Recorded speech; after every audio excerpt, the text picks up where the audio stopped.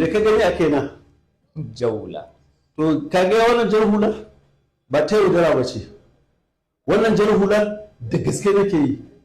Duk wani abu nawa yanzu Dr. Rabiu Musa Kwankwaso shine jagora na. Sanata Dr. Rabiu Musa Kwankwaso, sunana Usaini Isa mai riga, shugaban jam'iyyar NDC na jihar Kano. To, honorable, bayan ganawar ku da Sanata Rabiu Musa Kwankwaso, shin za a iya cewa rikicin NDC a Kano ya kare da gaske ko dai an danne matsalar ne na dan wani lokaci haka? Gaskiyar magana babu wani rikici yanzu a jam'iyyar NDC a jihar Kano. Bayan ganawar mu da mai girma jagora Sanata Dr. Rabiu Musa Kwankwaso, duk wani matsalolin jam'iyyar NDC dama babu matsalolin, rashin fahimta ne da kuma abin da ake cewa communication gap. Shi ya babu wasu mutane, mu kuma mun je a matsayin mu 'yan jam'iyyar NDC, fahimtar mu da tasu ta samu bambanci. To wannan ce ta kawo mana rigima ko kuma ta kawo mana ja ko sa'insa, wanda daga baya har ta kai take nema ta zame mana damuwa.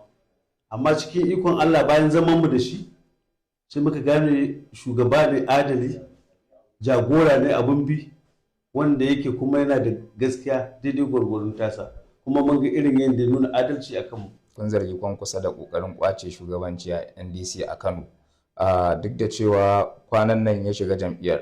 Har yanzu kuna nan akan wannan zargi ko akwai wani? Shi ne na ce maka communication gap da aka samu lokacin da ya shigo cikin jam'iyya.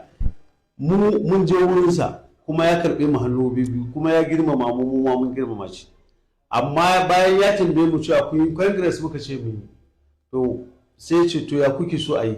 To a wannan zaman kafin mu ƙarasa da mu da shi, sai kuma lokaci ya ƙure sai kafa kwamiti na mutum 4 ko 5, sai ce mu je mu zauna da su. Mu ma mun je da tawagar mu. To a nan ne sai aka samu cewa mu da su an samu rashin fahimta, wannan ya ce kaza wannan ya ce kaza. Sai muke ganin cewa wannan tsarin da suka zo da shi mu ba za mu yadda ba. Sai muke ganin cewa kamar akwai rashin adalci ko wani abu.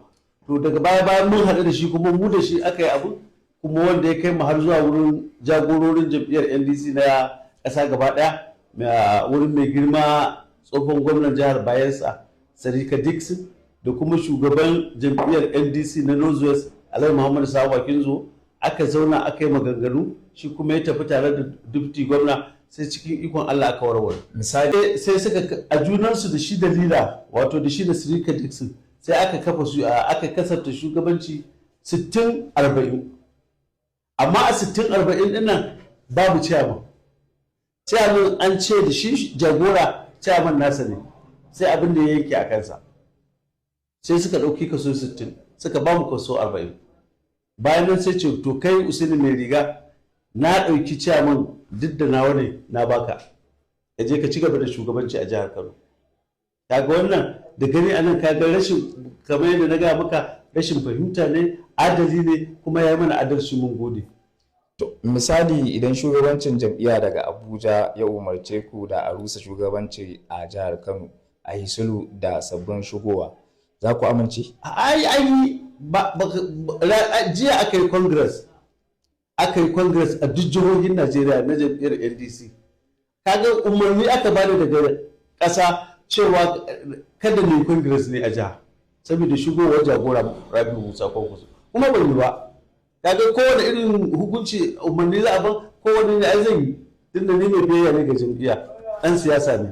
Misali yanzu shugabancin jam'iyya ko kuma shi gaba ɗaya shugabancin jam'iyyar na ƙasa gaba ɗaya kenan an riga an gama, babu batun wani congress da za a yi domin zaɓar wasu shugabanni. Yanzu kawai abin da ya rage akwai na shiya da aka yi yau, har da nan shiyar arewa, sannan kuma ran 9 ga wata za a yi na ƙasa, shikenan. Misali na shiyar arewa ya za ka iya fasalta mana yadda abin yake? Na shiyar arewa jihohi, misali jihohi 7 muke da su. Akwai Kebbi, Sokoto, Zamfara. Arewa maso yamma. Arewa maso yamma. Akwai ko kuma ya? Me ka gani a kenan? Jaula. To ka ga wannan jar hula ba ta yaudara ba ce. Wannan jar hula da gaske nake yi. duk wani abu nawa yanzu Dr. Rabiu Musa Kwankwaso shine jagora na, duk abin da ya ce yana yi shi nake yi, kuma duk abin da ya faɗa shi ne.